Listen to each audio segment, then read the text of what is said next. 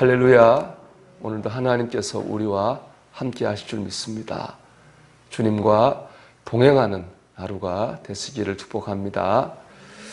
우리가 이제 요즘 예레미야서를 묵상하고 있습니다. 예레미야서는 예레미야 선지자가 한 사역을 기록하고 있죠. 하나님께서는 예레미야 선지자를 통해서 하나님의 말씀을 전하게 하셨습니다.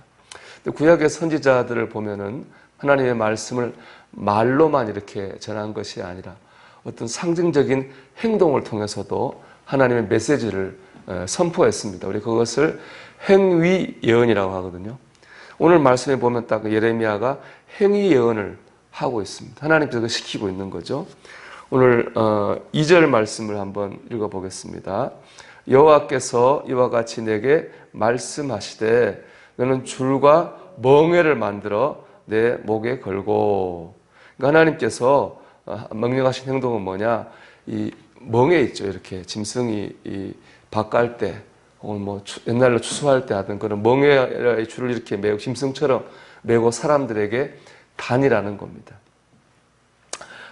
이 말은 짐승이 주인에게 복종하듯이 이제 이스라엘 나라 사람들은 바벨론에게 복종을 해야 된다는 겁니다. 그게 멍에를 매는 것처럼 힘들고 고통스러운 일이어도 바벨론의 이제 지배를 당해야 된다는 겁니다. 왜냐하면 이스라엘이 불순종했기 때문에 그렇습니다. 하나님께서는 바벨론을 들어서 이스라엘을 치셨습니다.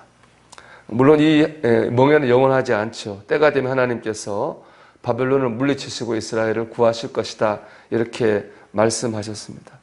결국에는 이 멍해진 행동을 통해서 하나님의 말씀을 선포한 거죠. 그뿐 아니라 그 당시 왕이었던 시드기야 왕과 에돔 왕, 모압 왕, 암몬, 두로, 시돈 왕에게도 그 멍해를 보내게 했습니다. 왜냐하면 이들이 모인 것은, 이들은 반 바벨론 연합입니다. 바벨론과 싸우겠다고 모인 사람이거든요.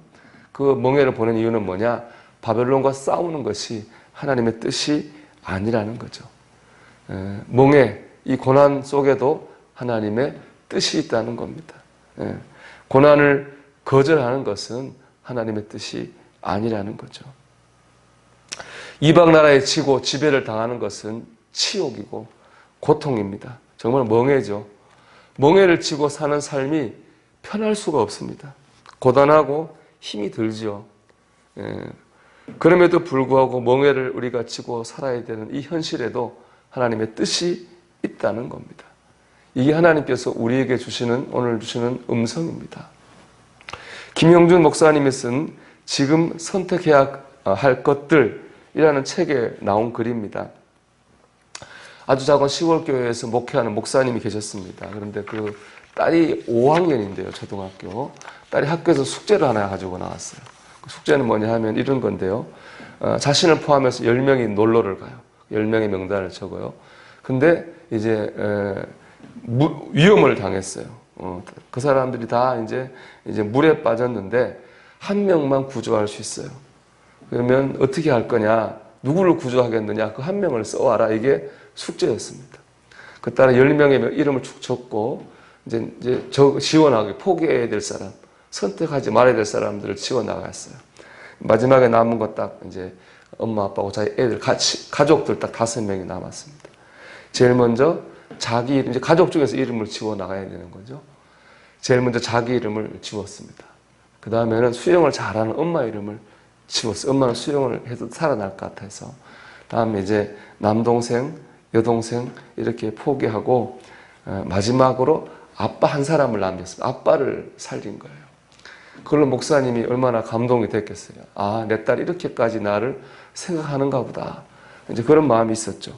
그러면서 왜 너는 마지막까지 아빠를 살려고 하니? 그렇게 물어요.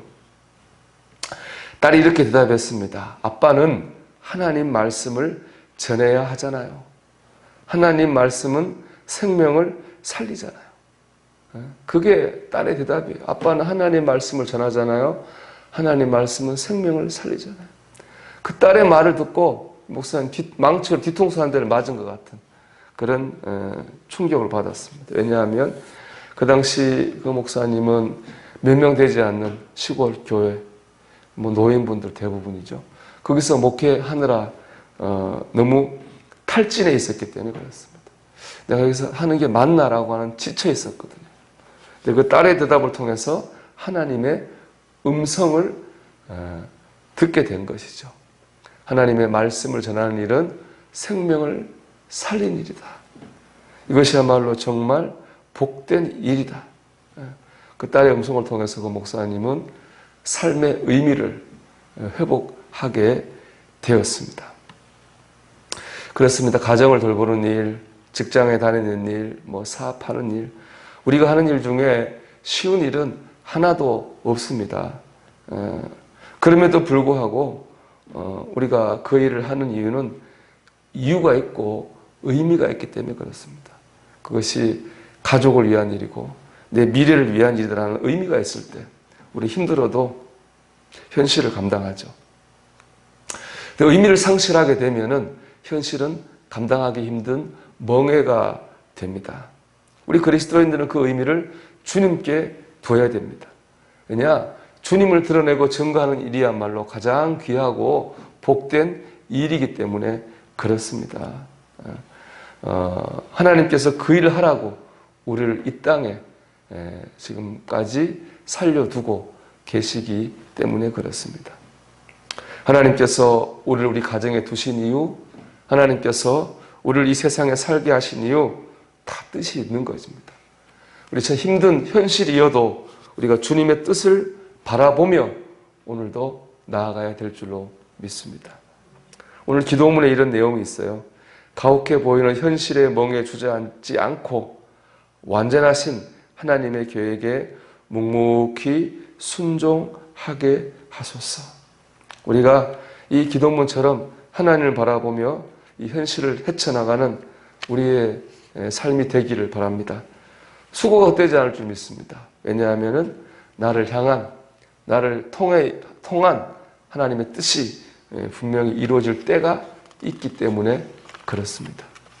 그리고 한 가지 더 나누면 우리가 그래도 주님을 바라봐야 되겠습니다.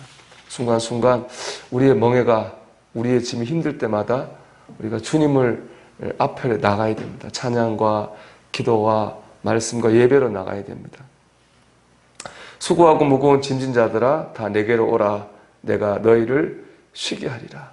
주께서 우리의 멍해를 잠깐 벗겨주시고 우리에게 쉼을 주실 것이기 때문에 그렇습니다. 이 시대 내가 여기 살게 하시고 있게 하신 것 하나님의 뜻이 있는 줄 믿습니다. 그 뜻을 믿고 오늘도 주님을 바라보며 나아가는 저와 여러분이 되시기를 주의 이름으로 축원합니다. 기도합니다. 주의 뜻이 있는 줄 믿습니다. 이 멍해 가운데도 나를 여기 두게 하신 주님의 계획이 있는 줄 믿습니다. 오늘도 주님을 바라보며 묵묵히 순종하게 하옵소서. 기도하겠습니다.